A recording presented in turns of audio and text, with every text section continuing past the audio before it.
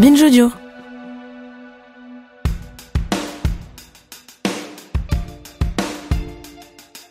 We live in a world of injunctions. When I say we, I mean we in the Western society. We live in a world where self-care and self-help are the answer to all the dark and twisted aspects of modern life. We do yoga, so we don't have to think about the fact that we hate our job. We do meditation retreats, so we clear our minds from climate change and natural disasters. We do crossfit, so we don't keep obsessing about the fact that we are all going to die and that democracy is falling apart. The result of all these experiments is that we have a tendency to hide real structural and collective problems behind individual solutions. Lucky for us, there are other ways. And if the impulse to take care of our mental health is fundamentally a good one, we don't necessarily have to sell our souls to the self-help business in order to be the better version of ourselves. These ideas are at the heart of a fascinating book drawn and written by the great Swedish comic book artist Liv Strömquist. She has been nice enough to come by our studio for a quick chat about self-care, self-help, energy sieves, and the loss of collective feeling. I am Rozec, and you're listening to Programme B.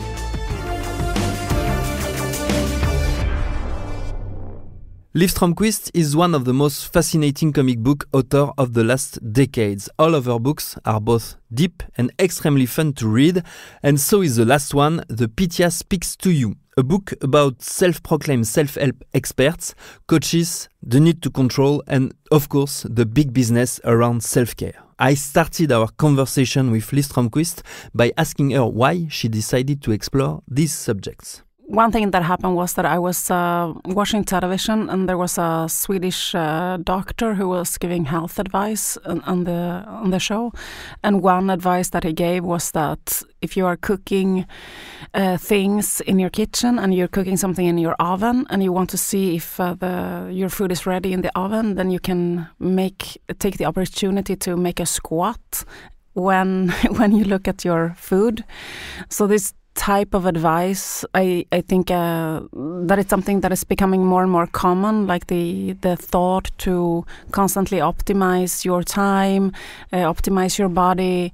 And I just felt that this type of discourse was becoming more and more mainstream and more part of everyone's life. So I just wanted to examine it critically. What you show in your book, Liz, it's that we are surrounded all the time by advice, and mostly unsolicited advice. Yeah, absolutely, yeah. And it's something that there is an industry around advice. So especially you can see in social media, like a lot of content creators who build all their content around giving advice about something. And it's not something that comes out of a necessity. I think that you can never have enough advice either, because if there is a market to come up with more advice and advice about another part of life and another part and how to be better in this way and this way and this way and this way, so you can never really be done. I mean, so that's why you never hear anyone who say, when they're 25, when I was 25, I became my best self. And since then, I didn't have to do anything. I'm already done, or I'm as beautiful as I can be. There is nothing more I can do. It's you never hear anyone say anything like this. It's because there's always something you can do better and better and better and better and better. These advice, they are a way to deal with the need that we have to be in control of some aspects of our lives. And that need, it comes from a very deep place inside of us, which is our fear of death. I mean, it's a big problem for us as humans because we know that we are mortals and we know that we can die and we are going to die. And I think there's big, unresolved tension around this in our culture, and we don't have any good way to deal with the end of everything. But maybe one way to deal with it is to try to control every little thing, like what I eat and how I work out and how much I sleep and what I do, and it gives the illusion of controlling this. But sometimes when you try to control certain things, they escape from you, so for example, if you really try to plan, like I'm going to have a really good time and I'm going to feel really great and I'm going to have, and you make all these plans, and then it's really difficult to kind of get this feeling out of like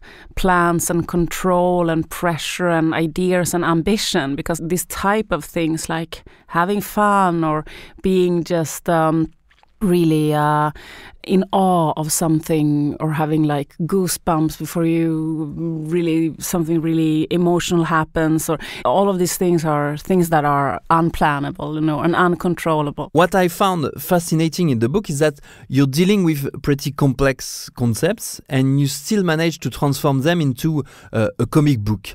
How do you draw around complicated ideas? I try to make like quite simple drawings, or drawings that are meant to help the reader to understand and make it a little bit easier to follow. So for me, it's to make comics about these difficult philosophical ideas and so on is also a way for me to explain it to myself. Like almost like taking notes if you want to understand a complicated idea, and like can I explain it like this, and sometimes drawings can help. Sometimes I think that I should do like a book with only text, but it always ends up to be a comic anyway. So it's like I can start with just writing text, but then I just start to make it like a comic. And I don't know why. I also liked just a combination of drawing and writing, because when you only write, it's tiring in a way. Like when you have to concentrate in a certain way when you write, and you can get really tired. And then it's really nice to just have a moment in the day when you draw and you do something else, and there are certain things that you can't really explain also with text, like the cliche that drawing says more than one drawing says more than 1,000 words. But like, for example, in the end of this book there are only drawings, and it's open to the conclusions of the reader. So it's also like a way to open up a little bit, to not have such a closed answer. You have to feel this, or you have to think this at the end of the book. It's just like you can look at these pictures and kind of draw your own conclusions. If we go back to one of the main themes of the book, you show very well how self-help, self-care, mental health, all of that has become a business. It becomes an industry. When it comes to mental health, for example, I mean, at first you think like it's very positive to talk about mental health, to talk about trauma, for example, childhood trauma and things like that. Because I was following a lot on Instagram, different people who were talking about trauma, like self-proclaimed mental coaches that talk about trauma, for example.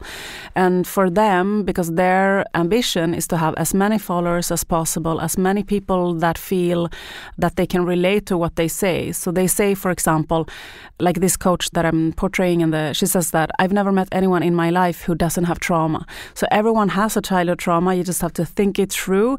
And then anything could be a trauma, like a very small thing can be a trauma, a very like something that, and then when you identified your trauma, you have to take this advice to resolve the trauma. And then in this case that I'm talking about, it's also like you have to get behind a paywall with some circle that is called the self-healer circle. There you can heal yourself, and everything is around the pretext of mental health. But actually it's a weird paradox, because in order to be healthy you have to construct an idea, a narrative about yourself as someone who is wounded, who is sick in some way. So you have to kind of begin by saying that everyone is sick, and then after that everyone can get help from me, and it's something I find quite dangerous, actually. And the paradox, as you explain it, it's that if everyone is traumatized, then potentially everyone is traumatizing, and yet no one seems to be interested in finding a way to just stop traumatizing others. Yeah, absolutely, because like you have a lot of self-help books. I mean, there is, for example, a Swedish guy who makes self-help books that they are called Surrounded by Narcissists, Surrounded by Energy Thieves, Surrounded by... So it's all about like looking at other people and identifying them and putting up boundaries against them, that they are energy thieves or narcissists or psychopaths and so on. But if this is so common that we are surrounded actually by narcissists and energy thieves, then why aren't there any books directed towards these narcissists? Like, why don't we have a book, for example, that says maybe you are the narcissist, or like, what if, how can, like, advise to stop stealing other people's energy, or advise how to stop being an asshole, you know? But it's like this type of self-help book directed towards energy thieves, for example, could never be successful, of course, because it's not flattering to think that I am the energy thief. Maybe I am the problem. Maybe I am traumatizing other people by my actions, you know? So it kind of creates this false...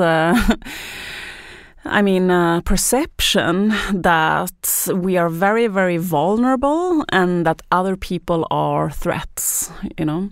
I don't know. I don't think it's good, like, for civil society, I don't think. The other thing that is dangerous is that it's also a way to distill the idea that the individual is better than the collective, or even that the collective is dangerous. Yeah, absolutely. And it's like... also a way to completely put the solution of every problem on the individual. Because if you say, for example, a problem like stress, I think that's like a really real problem, that people feel really overwhelmed by work and stress and pressure. And you hear a lot of self-help advice from stress. You always hear like, okay, you can meditate, you can do yoga, you can eat more healthy, you can get like a watch that calculates your sleep and get more sleep, and a lot of ideas to not feel stress. But like, you never hear any of these people talk about, for example, like structural ideas to reduce stress, like maybe, if we had a better housing politics, then people would not be stressed. They have to move all the time, or like single mothers who have difficulty to make ends meet, or low-paid jobs, or people who are in really poor situations, neighborhoods, feel stressed over a lot of problems with security and money and stress over their kids' safety and food and all of this. But like, to idea, for example, to reduce stress in society, we have to like make structural changes. You don't really hear about this type of solutions against these psychological problems that absolutely have like material roots. I think that the solutions for all the huge problems that humanity is facing needs, of course, cooperation, needs collective action, and not just like everyone starting to measure their sleep, measure their steps. What struck me is that behind the facade of positivity and injunction to be happy and relaxed, there is a lot of loneliness and a lot of sadness. Yeah, absolutely. I think that there was one Norwegian journalist that asked me a thing that I haven't thought about, but was really an interesting thought when she read the book. She said, like, did you write so much about social media because the book is also about death, and scrolling on social media reminds me very much about like being dead? And I was like, what do you mean? She was like, because you are completely passive and you watch. It's like you are dead, you are outside, and you are like a dead person just watching the life happening somewhere else.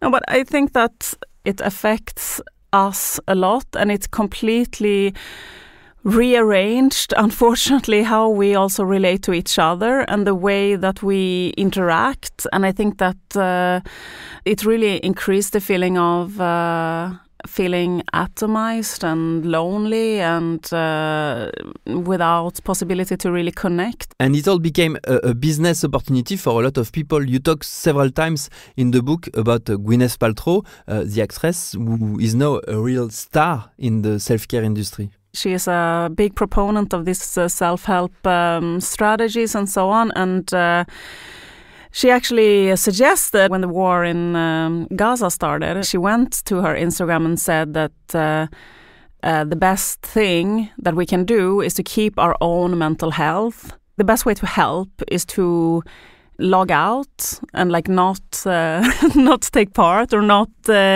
engage in this. Just try to be harmonious by ourselves, because when we are harmonious, then our harmony will affect others, and so the only thing you can control is yourself and your well-being. So just if you feel good yourself, that's the best way to help. That's a good example of this ideology, like to think that my own well-being is the only thing that is possible to do. It doesn't only have to do with social media. It has to do with a lot of things where natural meeting points, I think, are decreasing, or like the level of organizations you can see is decreasing everywhere, like the level of being organized in unions, or just like, I think just something as simple as, for example, in my city where they change a lot of things where you used to talk to a human being. They replace it with a machine. For example, in the library, that you can just borrow your book in a machine. So like a lot of areas where people used to just exchange a few words are becoming less and less common. And I think that's a huge problem. It goes with another injunction you talk about, which is the fact that we are told that we have to be unique, to be special, to be different. Yeah, and I also think actually it's a problem with this uniqueness, because even I think also with to have the idea or the pressure that to be unique, or that the idea that your uniqueness is so important, like your authenticity and your own uniqueness is the most important thing, to do exactly what you feel like and do exactly.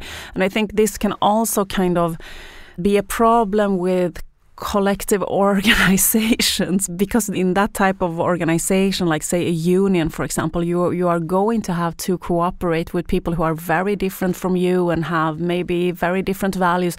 The important thing is that you have the same position in the labor market and you can together make like structural changes. But I think that a lot of people, they can be really passionate about politics, they really want to change, they can be really passionate online fighters and so on, but they don't feel that they want to enter an organization because they feel like this organization is not really me. I don't feel 100% at home. I don't like these people. Maybe the people are energy thieves. Maybe the people are problematic or toxic or a lot of problems, but you have to, so I think you have to kind of, maybe you, yourself and your own uniqueness is not so important. Maybe you can drop it for a while and just like do some, in order to be able to really some political change happening, And that idea of uniqueness, it goes very well with an old ultra-liberal concept, which is when there is a will, there is a way. If you have enough willpower, you can achieve anything. And obviously, the people that are defending this kind of thing never mention the social context they live in. I think that the more money people have and the more successful they are, the more eager they are to also propone all the time this ideology that anyone can be like me if they just dare to dream, if they just work hard, if they just do all of these things. But so it's almost like it's not enough for them to be so rich and so powerful and so influential. They also want it to seem like it's their own work. So for them, it seems really important. And a lot of them are then becoming like they used to be a very famous, successful business person, and then they become like a success coach or something like that, and to tell people that anyone can do this and anyone can do this, and it's completely evident that anyone can't do it. I mean, you just think about the possibility that everyone should be a billionaire. Like, it's not possible, then the money would be worth nothing. I mean, it's the whole idea of this is that someone has a lot and a lot of people doesn't have anything, and I don't know, it's just like a complete lie, I think, this to constantly say this to everyone. It's a way to make them feel like it's their own fault if they don't succeed, then maybe they didn't work hard enough, or they didn't believe enough in themselves. or even that they didn't deserve it. The last thing I wanted to ask, it's how you feel about the political moment that we're in. I have the feeling that we are watching the epic victory of the system you describe, and that we are completely helpless. I know. It's really depressing. It's really horrible. I mean, it's just like you just look at it with a growing shock, like how is it possible? And it's happening in a lot of countries. I mean, United States is the most evident example with Elon Musk and these tech billionaires, and all over Europe there are right-wing governments, and so let's see what happens. If the tides are going to turn, I don't know. Let's hope so.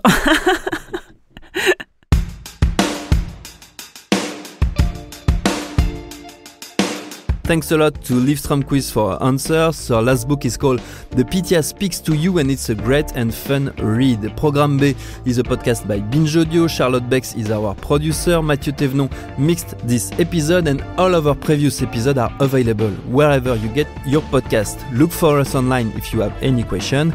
Sorry about my terrible accent, and bye-bye.